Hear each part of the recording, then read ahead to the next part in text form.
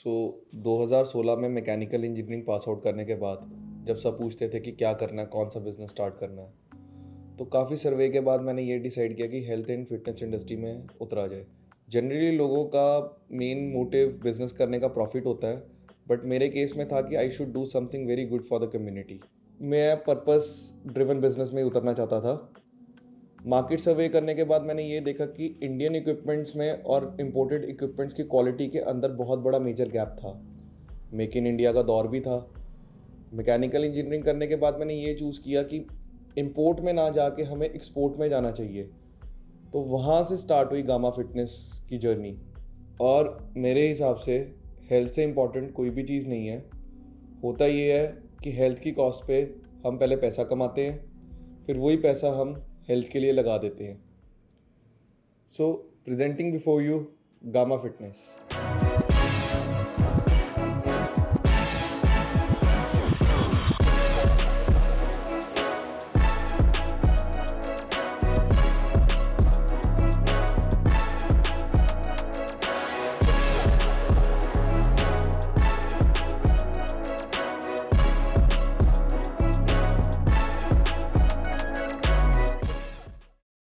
हम 1000 से ज़्यादा जिम्स में अपना इक्विपमेंट लगा चुके हैं और 10 लाख से ज़्यादा लोग हमारा इक्विपमेंट यूज़ कर रहे हैं। हमारा focus quality, service and commitment पे है। अब क्वालिटी की बात करूँ तो we have a complete R&D team, we have a proper sales team to provide proper consultancy.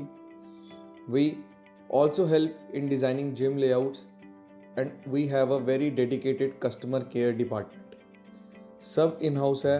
मैं पर्सनली अपनी सारी इन्वॉल्वमेंट रखता हूँ इन सब चीज़ों में कि कौन सा काम कैसे हो रहा है। Is everything going as per plan. Unit B जो आप हमारा देखेंगे is about 30,000 square feet and तभी we are able to make the equipments of such quality. So talking about manufacturing, आइए मैं आपको अपनी फैक्ट्री दिखाता हूँ ताकि आपको आइडिया हो कि हम कैसे काम करते हैं।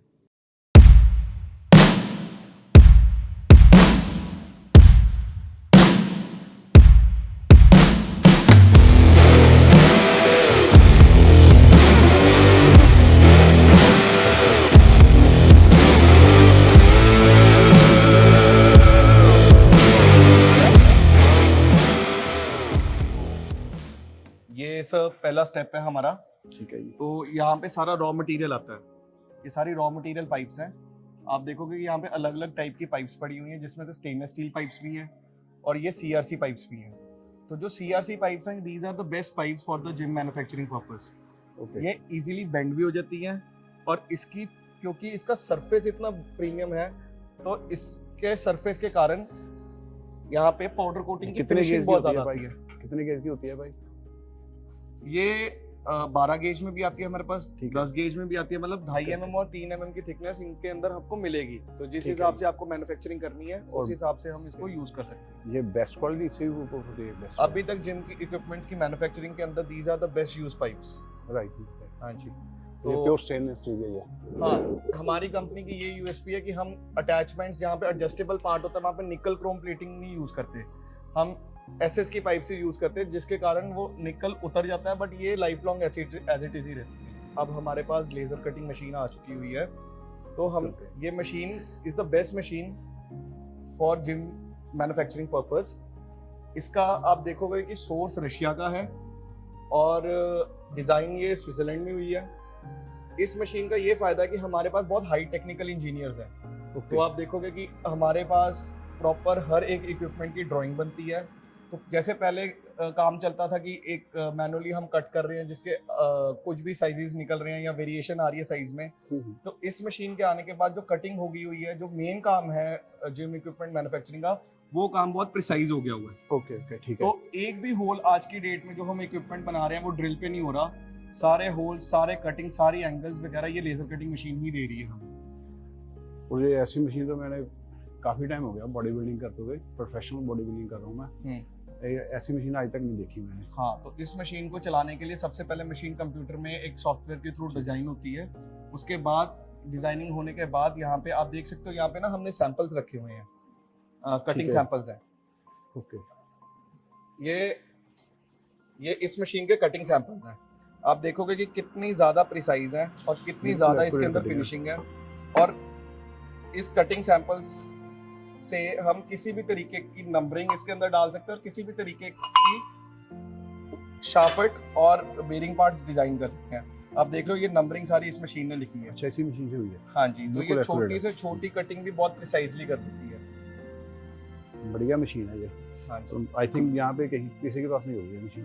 अभी तक बहुत कम मैन्युफैक्चरर्स हैं जिनके पास ये मशीन है, ठीक बट है। इस मशीन के आने के कारण हमारा 70 to 80% काम ऑटोमेटेड हो गया हो। ओके। क्योंकि इस मशीन से हमारे जितने भी टेक्निकल लोग हैं जिम लाइन से जुड़े हैं, अगर किसी भी एक मॉडल के अंदर वेरिएशन चाहिए या अमेंडमेंट चाहिए ठीक तो है। वो उसकी ड्राइंग ही चेंज होती है।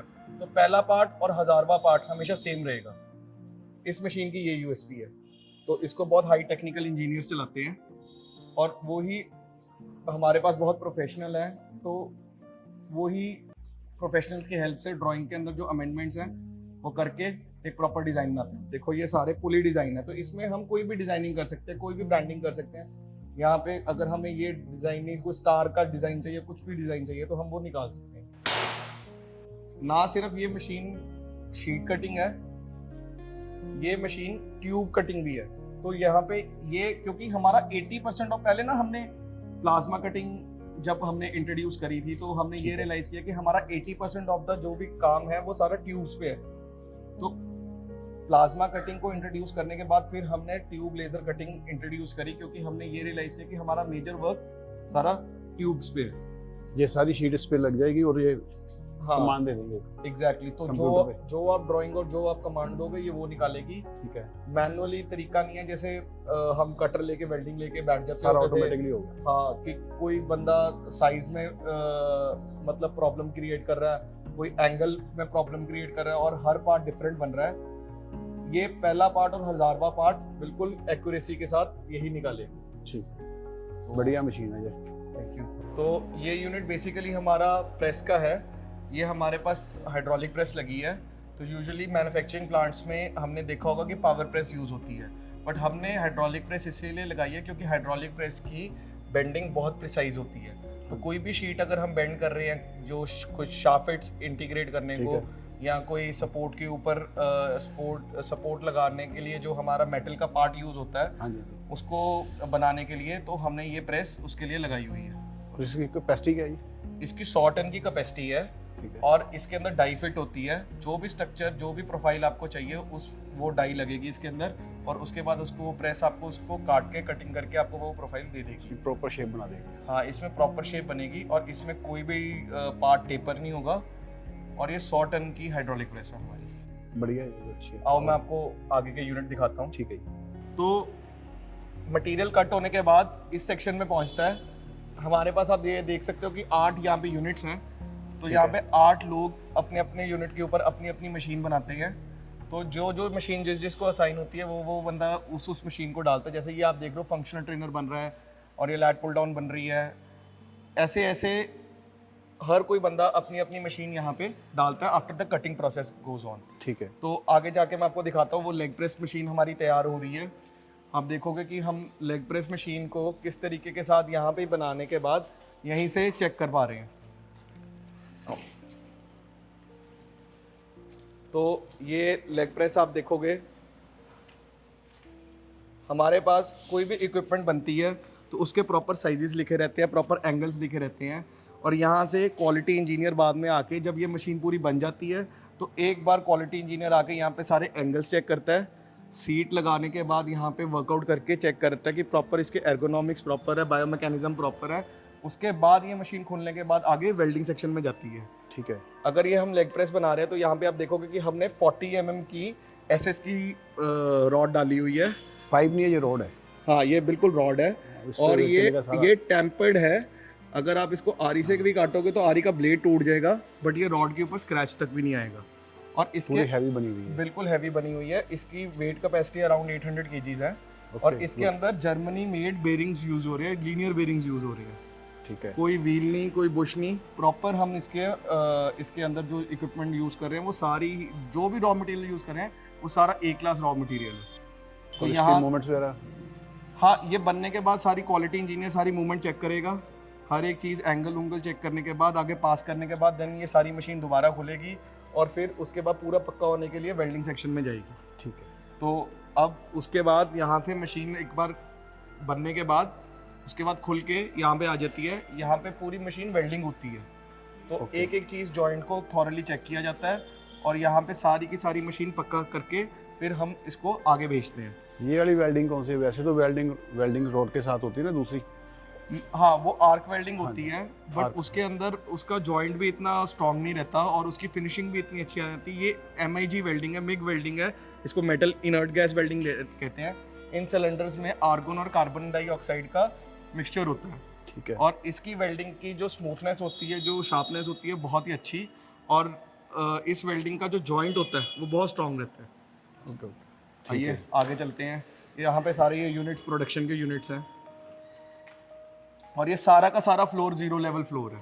तो यहाँ पे मशीन खड़ा करने के बाद हमें प्रॉब्लम नहीं आती है कि वो मशीन ऊपर नीचे हो रही है या कैसे हो रही है, क्योंकि ये हमने सारा का सारा प्रॉपर एक सेक्शन नहीं 0 लेवल पे, पूरी की पूरी ये पूरा एरिया ही हमने 0 लेवल पे बनाया हुआ है। नेक्स्ट सेक्शन ये हमारा है। इससे थोड़ा इजी हो जाता होगा। हाँ, बिल्कुल ईजी हो जाता है और बार बार मेंटेन नहीं करना पड़ता कि आपको बार बार 0 लेवल चेक नहीं करना पड़ता। यहाँ पे सारी प्रोडक्शन हमारी ऑर्गेनाइज रहती है। तो उसके बाद ये आगे आ जाता है हमारा लेथ सेक्शन। तो कितने भी बेरिंग्स और शाफ्ट्स हम यूज़ कर रहे हैं वो सारे के सारे शाफ्ट्स और बेरिंग्स यहाँ पे बनती हैं, यहाँ पे टेस्ट होती हैं और यहाँ पे कुछ उनके सैंपल्स रखे हुए हैं और हमारे पास हमेशा इसका स्टॉक रहता है। ठीक है। तो आगे ये भी एक कटिंग यूनिट है। तो बेसिकली ये कटिंग यूनिट है CNC प्लाज्मा और CNC गैस कटिंग यूनिट है। ओके। तो ये कटिंग यूनिट जो CNC प्लाज्मा कटिंग है उसके लिए जो हमारा सोर्स है वो अमेरिका का सोर्स है। पूरे वर्ल्ड का सबसे अच्छा सोर्स हम यूज़ कर रहे हैं जो कि हाइपरथर्म का है। और सेकंड जो CNC हमारी गैस कटिंग है उसका ऑक्सीजन और LPG का हम मिक्सचर यूज़ करते हैं कटिंग के लिए। ओके। और जैसे वो लेज़र कटिंग मशीन और दोनों में डिफरेंस है?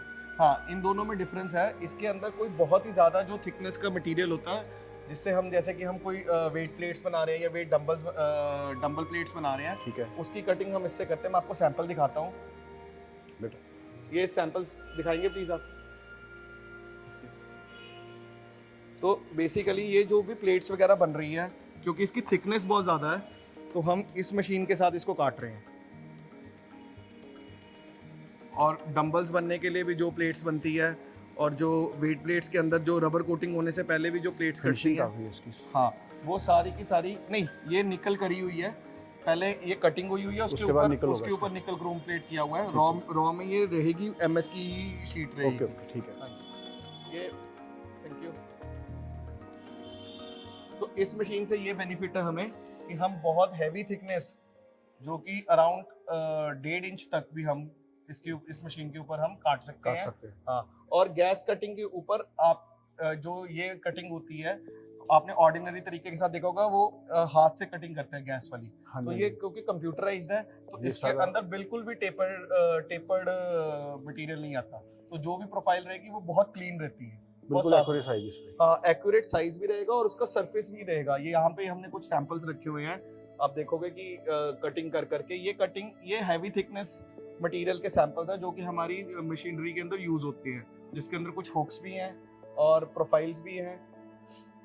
ये सब हम मटेरियल मार्केट के अंदर भी as a raw material supply करते हैं। बाकी मैन्युफैक्चरर्स को भी हम रॉ मटेरियल सप्लाई करते हैं। यहाँ से सप्लाई हो जाएगा? हाँ जी, हाँ जी, यहाँ से भी हम। तो मैं अब आपको आगे लेके चलता हूँ, आगे बाकी के यूनिट्स में लेके चलता हूँ। तो ये अब यूनिट आ गया हमारा ग्राइंडिंग यूनिट है। तो एक बार मटेरियल मैन्युफैक्चर होने के बाद, वेल्डिंग होने के बाद ग्राइंडिंग यूनिट में आ जाता है। ग्राइंडिंग यूनिट में हम उसका सरफेस को फिनिशिंग देते हैं, स्मूथ बनाते हैं ताकि कोई भी शार्प एजेस ना रह जाए और जो वेल्डिंग हमने की है वो बहुत ज़्यादा स्मूथ दिखे। तो यहाँ पे इस ग्राइंडिंग यूनिट के अंदर काफ़ी डस्ट वगैरह भी होगी, ये सील्ड है। और तो ये ग्राइंडिंग यूनिट के अंदर सारा का सारा माल ग्राइंडर होता है। उसके बाद फिर उसकी फिनिशिंग अच्छी देने को, उसके बाद ये सारा का सारा माल आगे यूनिट में चले जाता है, पाउडर कोटिंग यूनिट में चले जाता है। ठीक है, आइए मैं आपको दिखाता हूँ। तो ग्राइंडिंग के बाद हम नेक्स्ट यूनिट में आ रहे हैं। ये यूनिट है पाउडर कोटिंग यूनिट। ओके, ठीक है। तो हम यहाँ पे जब एक बार माल ग्राइंडर हो गया, उसकी फिनिशिंग अच्छी होगी, उसके बाद 3 से 4 केमिकल प्रोसेस के बाद माल यहाँ पे पहुँचता है। यहाँ पे आप देख सकते हो कि हमने बहुत सारा सामान यहाँ पे रखा हुआ है जो पाउडर कोट होने के लिए है। और पाउडर कोटिंग के लिए हम जो इक्विपमेंट्स यूज़ कर रहे हैं सबसे इम्पोर्टेंट वो है, ये स्टैटफील्ड कंपनी की गन है। ये नंबर 1 कंपनी है। ये बेस्ट इसीलिए क्योंकि जब ये पाउडर स्प्रे करती है तो ये सारा का सारा पाउडर उसके ऊपर अच्छी तरह इलेक्ट्रोस्टैटिक एनर्जी से चिपक जाता है। ठीक है। तो इसको इलेक्ट्रोस्टैटिक पाउडर कोटिंग कहते हैं। तो बहुत सारे पाउडर कोटिंग में आपने देखा होगा कि यूनिट के अंदर की जो अपने वर्कर है उसकी सेफ्टी ना देख के वर्कर को बूथ के अंदर ही छोड़ देते हैं। मैक्सिमम यही करते हैं लोग। हाँ, कि वर्कर बूथ के अंदर ही होता है हाँ जी। और पाउडर मार रहा होता है। बट हमने यहाँ पे 2 साइक्लोन्स लगाए हुए हैं। ये साइक्लोन्स पेंट सक करते हैं, जो पेंट उड़ता है, ताकि वर्कर को वो हार्म ना पहुँचाए, उनके अंदर वो इनहेल ना कर सकें। ठीक ठीक। तो यहाँ पे बेस्ट स्टैटफील्ड की गन्स यूज़ करके जब हम पाउडर डाल रहे हैं तो वो पाउडर की एक लेयर है, वो एक थिक लेयर कंज्यूम करता है, उसके ऊपर एक थिक लेयर चढ़ जाती है और फिर फर्दर इस कन्वेयर की हेल्प से आगे मटेरियल को, इक्विपमेंट को आगे करके हम ट्रॉली के ऊपर वो इक्विपमेंट को टांग देते हैं। ठीक। इस ट्रॉली के ऊपर जब माल लग जाता है उसके बाद ये मटेरियल सारे का सारा ट्रॉली भरने के बाद इस गैस चैम्बर के अंदर जाता है। ओके। तो ये गैस चैम्बर आप देख सकते हो कि एलपीजी के ऊपर रन करती है और गैस चैम्बर में ये 200 डिग्री हीट होता है। 200 डिग्री हीट होने के बाद उसकी फिनिशिंग बहुत ही प्रीमियम आती है। वो पूरा का पूरा जो पाउडर है वो मेल्ट होके सरफेस के ऊपर चिपक जाता है। ठीक तो है। ये ऑर्डिनरी तरीके स्प्रे पेंट वगैरह से तो बहुत ही ज़्यादा इन्हांस्ड है। क्वालिटी अच्छी हो जाएगी उससे। बहुत अच्छी क्वालिटी आ जाएगी। ये बेस्ट फिनिशिंग देने का एक तरीका है। हमने आज तक कभी भी किसी भी इक्विपमेंट में, चाहे वो डोमेस्टिक इक्विपमेंट हो चाहे वो कमर्शियल इक्विपमेंट हो, हमने स्प्रे पेंट बिल्कुल भी नहीं किया। हम हमेशा शुरू से ही पाउडर कोटिंग की प्रोसेस फॉलो करते आए हैं। और सबसे इम्पॉर्टेंट बात ये है कि हमारे पास ये इन हाउस प्लांट है। तो मोस्टली क्या होता है कि कोई भी मैन्युफैक्चरिंग प्लांट होए वो अपने यहाँ पे माल मटेरियल प्रोड्यूस करेंगे और पाउडर कोटिंग वो करवाते हैं एक अलग प्लांट पे भेज के। हाँ। तो जब भेजने के ऊपर अनलोडिंग अनलोडिंग के अंदर स्क्रैचेस पड़ते हैं वो अलग, वो तो है। और पाउडर कोटिंग के अंदर करते हुए भी वो क्वालिटी नहीं बन पाती जो इन हाउस क्वालिटी बन जाती है। और इन हाउस क्वालिटी को हमने और ज़्यादा इन्हांस करने के लिए हमने जॉटन के कलर्स यूज़ किए हैं। जॉटन का कलर वर्ल्ड का मतलब टॉप मोस्ट ब्रांड है। जॉटन की कलर की फिनिशिंग की 10 साल की वारंटी है। नंबर 1 कलर होगा वो। हाँ, उसकी कंपनी 10 इयर्स की वारंटी देती है। ठीक है जी। और और जॉटन के कलर की जो फिनिशिंग और जो शाइन है वो बहुत ही ज़्यादा प्रीमियम रहती है। तो ये सब अच्छी कंपनीज के कलर्स हम यूज़ करके आगे मटेरियल को फिनिश करते हैं। तो यहाँ आप देख सकते हो कि हमने कुछ कलर्स के सैंपल्स टांगे हुए हैं और यहाँ पे आप जो मेन कलर्स हम यूज़ कर रहे हैं उनके सबके यहाँ पे सैंपल्स आपको दिख जाएंगे। पाउडर कोटिंग कंप्लीट होने के बाद ये हमारा असेंबलिंग एंड पैकेजिंग यूनिट है। कोई भी मशीन डिस्पैच करने से पहले यहाँ पे प्रॉपर एक असेंबल होती है। उसका इंजीनियर्स प्रॉपर क्वालिटी चेक करते हैं, उसकी फिनिशिंग, उसके एंगल्स, उसके बायो मैकेनिज्म, उसके एर्गोनॉमिक्स सारे चेक करने के बाद उसके बाद मटेरियल फिर पैकिंग पे आता है। हम पैकेजिंग के अंदर भी बहुत ज़्यादा प्रिकॉशंस यूज़ करते हैं। सबसे पहले लेयर आपको बबल रैपिंग की मिलेगी, उसके बाद फिर आप ये वाइट कलर का रैप देख रहे हो, इसके ऊपर फिर हम दोबारा श्रिंक रैपिंग करते हैं। तो 3 से 4 लेयर्स जब हो जाती है तो हम ये इंश्योर करते हैं कि जब, क्योंकि हमें पैन इंडिया से ऑर्डर्स आते हैं, कुछ केरला से ऑर्डर्स आ रहे हैं, कुछ तमिलनाडु से ऑर्डर्स आ रहे हैं, कुछ नॉर्थ ईस्ट से ऑर्डर्स आ रहे हैं, तो ट्रांजिशन के टाइम मटेरियल के ऊपर स्क्रैचेस नहीं पड़ते हमारे। तो ये 3 लेयर्स यहाँ पे यूज़ करने का ये हमें फ़ायदा मिल जाता है कि हमारी पैकेजिंग अच्छी हो जाती है। बड़े पार्ट्स तो चलो हम ऐसे पैक करने के, जो माइक्रो पार्ट्स होते हैं वो हम प्रॉपर उसकी बॉक्स में पैकिंग करके फिर उसके ऊपर 3 लेयर्स हम यूज़ करते हैं।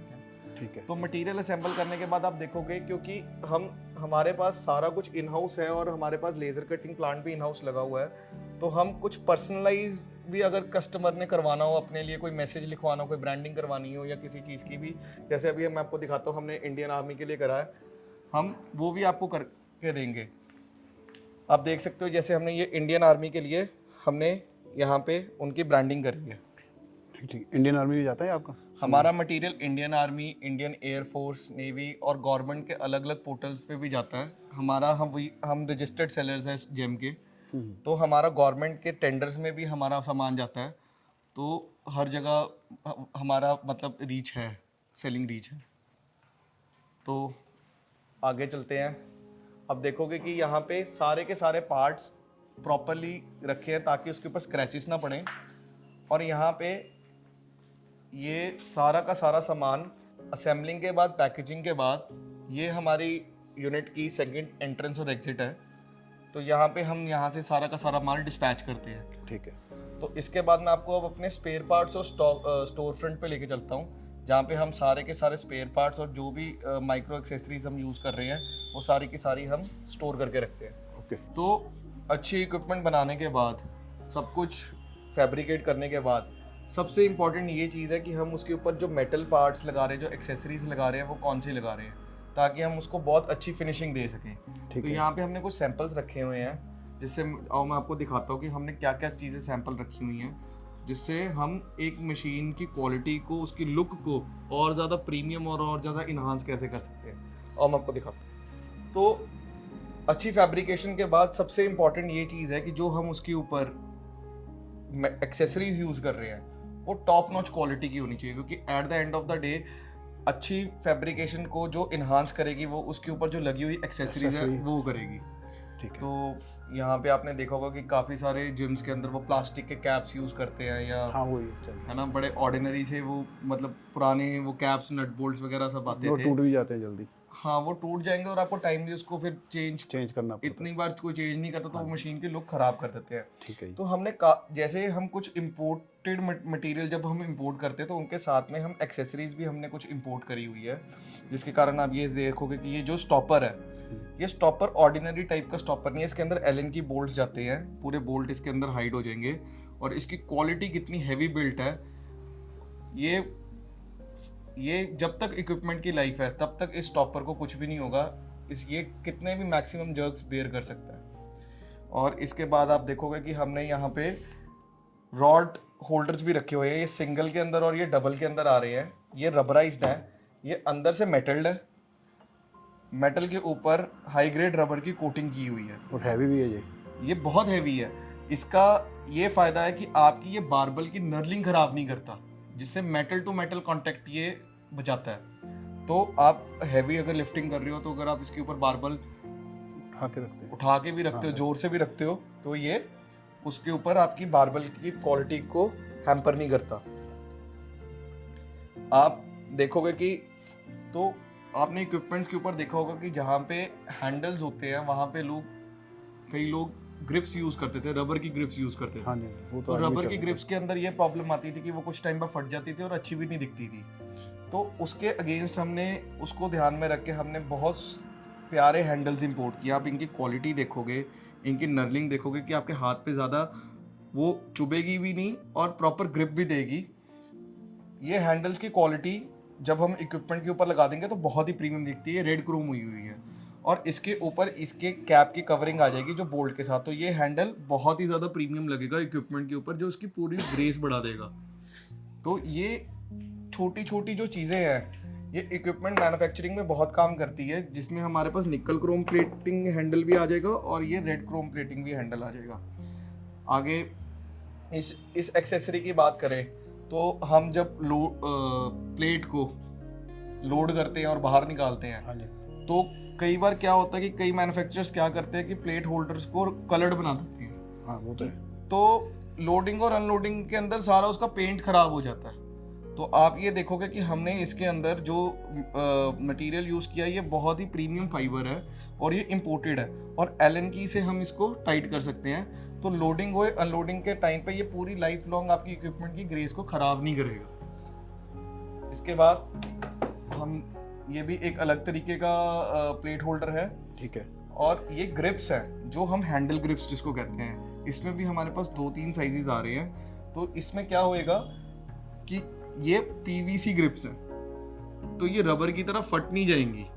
तो आप इसको प्रॉपरली होल्ड करके अपना मटेरियल, अपनी वर्कआउट परफॉर्म कर सकते हो। ठीक है। और ये बाहर तो नहीं आएगी जैसे नहीं, ये बाहर नहीं आएंगी, ये एक बार लग गई उसके बाद ना ये फटेगी।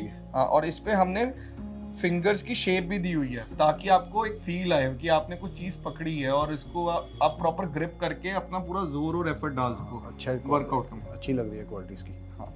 और इसके बाद मैं आपको थोड़ी और चीज़ें हाईलाइट करता हूँ कि आप देखोगे कि वो प्लास्टिक के ऑर्डिनरी कैप्स नहीं हम यूज़ कर रहे इक्विपमेंट्स, कमर्शियल इक्विपमेंट्स में खास करके। तो हमने ये एल्यूमिनियम के कैप्स बनाए हुए हैं। ये CNC लेथ मशीन पे सारे कैप्स बने हैं। इसकी फिनिशिंग एज इट इज़ ही रहेगी। एक इसके दूसरे तरीके के भी कैप होते हैं जिसके ऊपर कोटिंग हुई होती है, वो कोटिंग 2-3 महीने बाद निकल जाती है, बट ये हाँ। कोटिंग कभी भी नहीं निकलेगी। तो ये फिनिशिंग एज इट इज ही रहेगी बिल्कुल। और ये लगे हुए इक्विपमेंट के अंदर बहुत प्यारे लगेंगे। आइए आगे और दिखाता हूँ मैं आपको। आजकल ट्रेंड बढ़ रहा है, नई नई मशीनें आ रही हैं, तो हमने ये कप होल्डर और भी इंट्रोड्यूस किया है, जिसके कारण क्या होगा कि अगर हम स्टेशंस बना रहे हैं तो उसके अंदर हम इसको इंटीग्रेट करा सकते हैं। स्टेशंस के अंदर आप अपना मोबाइल और अपना जो भी शेकर वगैरह है इसके अंदर होल्ड कर सकते हो, और ये बहुत अच्छी ग्रेस देगा स्टेशंस को। तो ये ऑप्शनल है, ये ऑप्शनल एड ऑन है जो एक क्लाइंट अपनी रिक्वायरमेंट के हिसाब से, अपनी नीड के हिसाब से इसको इंटीग्रेट करवा भी सकता है और नहीं भी करवा सकता। तो इसकी कॉस्टिंग थोड़ा सा ऊपर नीचे ये लोग चीज़ें कर देते हैं, बट एक लुक बहुत प्रीमियम दे देते हैं। तो ये कुछ व्हील्स हैं, कलरफुल व्हील्स भी आएंगे, ब्लैक कलर में भी आएंगे, तो ये कलरफुल व्हील्स वगैरह ये अच्छे लगते हैं। अच्छा, ये आपने देखा होगा कि एडजस्टेबल नॉब्स आती हैं आजकल, बट उसको ना देके आपने इंपोर्टेड इक्विपमेंट के अंदर ये एक्सेसरीज देखी होंगी कि आपने इसको पुश करके आप अपनी सीट एडजस्टमेंट कर सकते हो। तो ये बहुत ही प्रीमियमनेस, और इसमें काफ़ी सारे कलर्स हमारे पास आ रहे हैं। रेड कलर भी आ रहा है, येलो कलर भी आ रहा है, ब्लू कलर भी आ रहा है, और ये ग्रीन कलर भी है।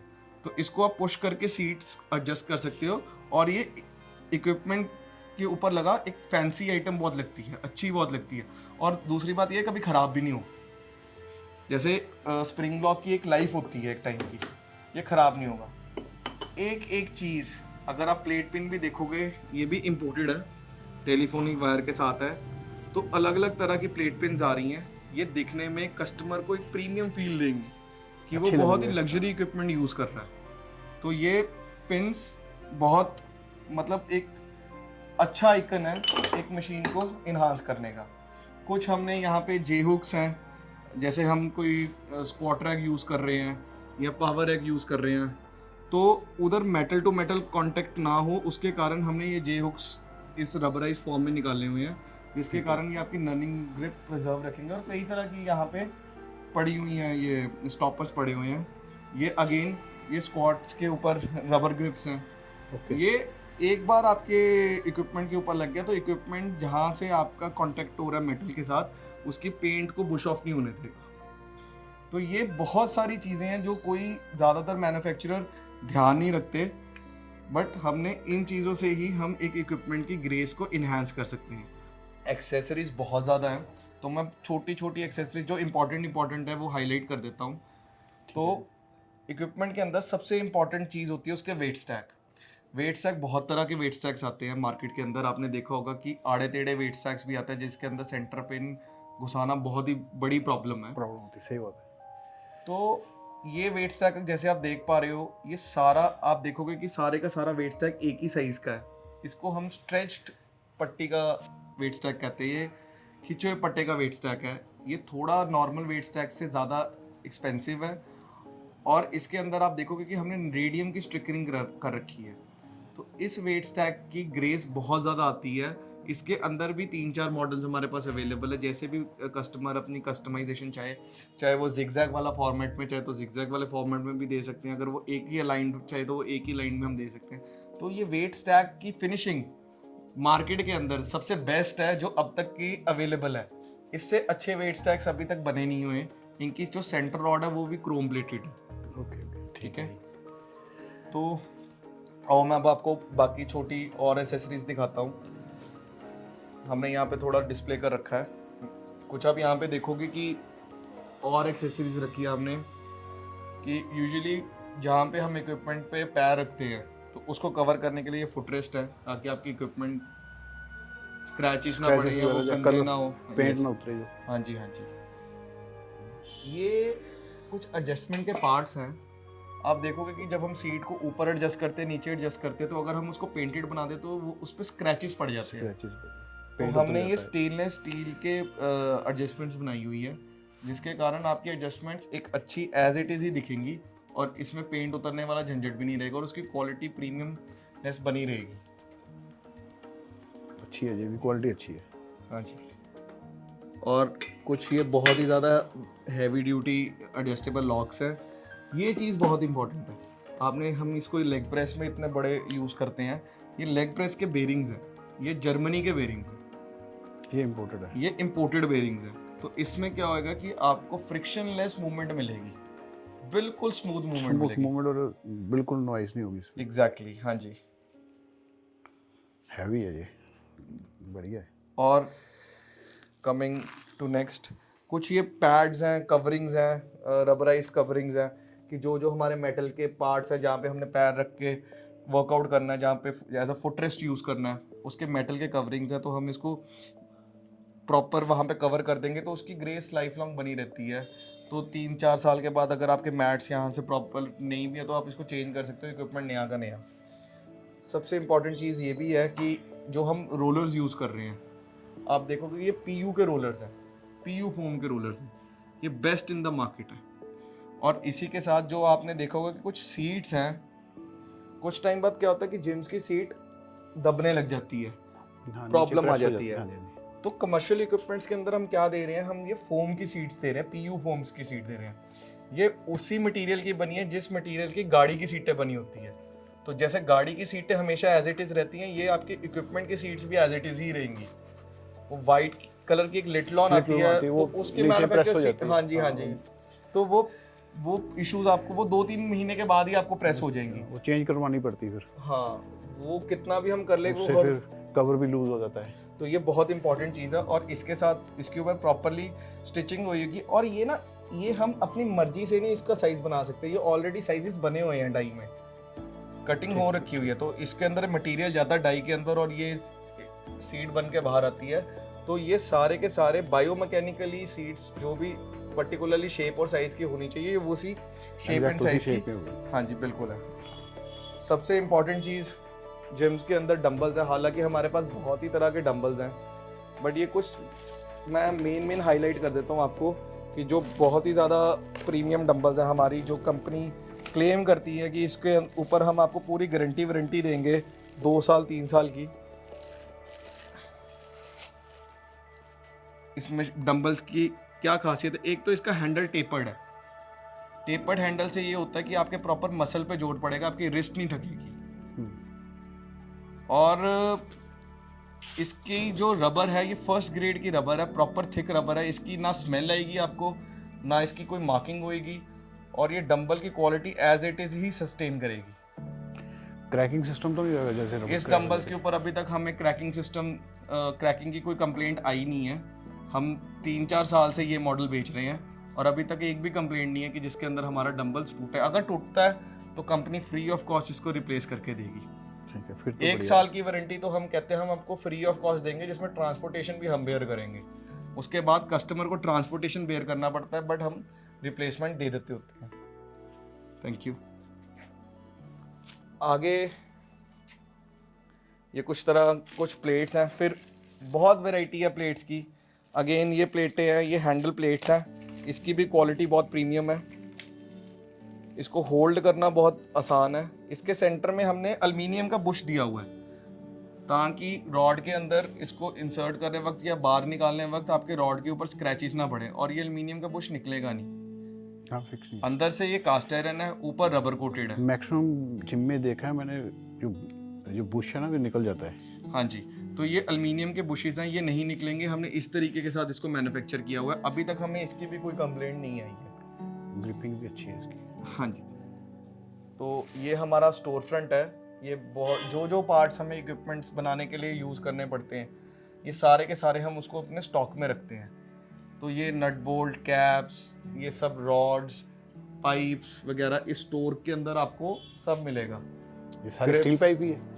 हाँ, ये नहीं, ये MS क्रोम प्लेटेड पाइप्स हैं। ये स्टील पाइप्स नहीं है, ये आपको बेसिकली जो वेट स्टैक को गाइड करते हैं, ये as a guiding rods use होती हैं। और मैं आपको लेके चलता हूँ अपने R&D सेक्शन में, जहाँ पे हम डेवलपमेंट करते हैं। तो ये हमारा R&D जोन है। यहाँ पे हम जो भी इक्विपमेंट्स कॉर्पोरेट ऑफिस में डिज़ाइन होते हैं, यहाँ पे आके हम उसकी एग्जीक्यूशन करते हैं। यहाँ पे ही आप देख सकते हो कि यहाँ पे हमने जो चीज़ें अभी डेवलपमेंट के अंडर है उनकी ड्राइंग्स हमने यहाँ पे लगाई हुई हैं। कुछ नए तरीके के हमने कवर्स बनाए हुए हैं, कुछ ये लेग कल एक्सटेंशंस के पार्ट्स आप देख सकते हो। और यहाँ पे सबसे अच्छी ये चीज़ है कि हर एक चीज़ की डायमेंशन स्पेसिफाइड है, ठीक है। तो कोई कंफ्यूजन का चांस ही नहीं है कि, और हमारे इक्विपमेंट की मूवमेंट के अंदर आपको 1 माइक्रोन तक का भी प्ले नहीं मिलेगा। नहीं तो आप कई बार इक्विपमेंट यूज़ करते हो तो उसके हैंडल्स के अंदर बहुत सारा प्ले प्ले होता मिल है, जाता है, तो वो एक इनसिक्योरिटी लगाता है एक हैवी लिफ्टर के ऊपर। हाँ। बट इस इंजरी होने का भी डर होता है उससे फिर। हाँ जी, तो इसके अंदर आपको कभी भी आपको इंजरी हो, मतलब एक माइक्रोन का भी प्ले नहीं मिलेगा और इंजरी होने का कोई डर नहीं रहेगा। ये हमारे कुछ पेंडिंग ऑर्डर्स हैं, जिम के ऑर्डर्स हैं, जो हमारे पास हमेशा लाइन रहते हैं, आंखों के सामने रहते हैं, ताकि हम टाइमली डिस्पैच दे सकें। ये हमारे कुछ जिम सेटअप्स के ऑर्डर्स जो हमारे पास पेंडेंसी में हैं। आगे मैं लेके चलता हूँ, यहाँ पे हमने कुछ फ्लोरिंग के सैंपल्स टांगे हुए हैं, तो आपको मैं वो भी दिखाता हूँ। तो ये कुछ सैंपल्स लगाए हुए हैं हमने फ्लोरिंग टाइल्स के, तो अलग अलग तरह के फ्लोरिंग टाइल्स हैं। इसका साइज 20 इंचेस बाय 20 इंचेस आता है और कई तरह और भी साइजेस में अवेलेबल है, बट ये मोस्टली ज़्यादा सेल होने वाला प्रोडक्ट है। ठीक है। तो इसके अंदर काफ़ी सारे कलर्स और सैंपल्स आपको मिलेंगे। क्वालिटी बढ़िया होती है इसकी फिर। ये सबसे टॉप, इसके अंदर भी 3-4 क्वालिटी आती है, बट हम हाँ हमारे पास 2 क्वालिटीज़ है इसके अंदर, और ये वाली जो क्वालिटी के सैंपल्स लगे ये टॉप नॉच क्वालिटी के सैंपल्स हैं। इससे एक क्वालिटी डाउन भी सैंपल्स हमारे पास आते हैं, उसकी ग्रेन्स जब आप मोड़ोगे ना तो दिखाई देती हैं। तो यहाँ जो भी हमारी कॉर्पोरेट ऑफिस में इंजीनियर्स हमारे डिज़ाइनिंग करते हैं, यहाँ पे आके ये फाइनल एग्जीक्यूशन करते हैं, उसको डेवलप कराते हैं फैक्ट्री के अंदर, और उसके बाद उस मशीन को यहाँ पे उसके सारे एंगल्स, बायोमैकेनिज्म, एर्गोनॉमिक्स वगैरह सब कुछ चेक करते हैं। तो ये फाइनल स्टेज है, यहाँ पे हमारा R&D कंप्लीट होती है। R&D बहुत ज़रूरी है मार्केट के अंदर सस्टेन करने को, ताकि हम नई नई मशीन्स लॉन्च करके मार्केट के अंदर टिके रहे। राइट, ठीक है जी, चलिए आइए। So that was our Gama Fitness. तो फ्यूचर गोल्स की बात करें तो हमारा अल्टीमेट गोल इंटरनेशनली एक्सपोर्ट करना है। तो we want to get latest technology equipments जिससे हम best to best quality manufacture करके एक्सपोर्ट कर सकें। And this initiative supports Make in India. Thank you.